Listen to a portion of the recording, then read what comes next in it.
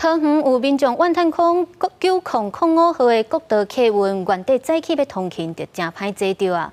即马有 T-Pass 通勤月票了后，愈侪人要坐车，就要等愈侪班才坐到。桃园监理站也承认，目前桃园甲三中客运有较欠司机，毋过嘛有甲客运业者咧协调车班啊。通勤时间等过一班搁一班的国道客运，8点半点钟总算坐到车。但车民众讲，过去9005票价较贵，真侪人选择开车起来哦。因过即马有乘坐 T-Pass 通勤月票，坐车人侪啊，9005搁较歹坐车。伫热门地区坐车，定爱等几啊班才有法度上车。比较不好等。怎么说？它来班率相较于其他的确实比较少一点，会有上不了车状况，因为艺文特区本来就比较多人要搭车。以前没有 T-Pass 的时候呢，905比较贵大概多1倍吧，对，多1倍。然后因为它会绕到内湖，所以其实时间上拉比较长。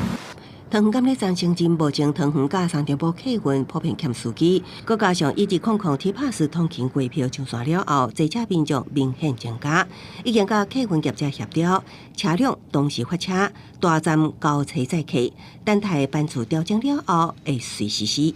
在上班尖峰时间，特别针对合作金库、大兴西路、艺文特区等乘客较多的站位，以分时分流的方式，减少民众候车时间。交通局这边已经向交通部公路总局建议争取说9005开设区间车从艺文特区发车，来改善这个问题。交通局表示，桃园境内上定接到民众反映，通勤时间坐9005无法度上车的问题，主要是9005为火车站发车了后，行中山路、龙安街、大兴西路，搁到热门地区，经过拢是人济路段，造成后壁徛位等车民众上车不简单。也建议公路总局开设区间车为热门地区发车。记者综合报道。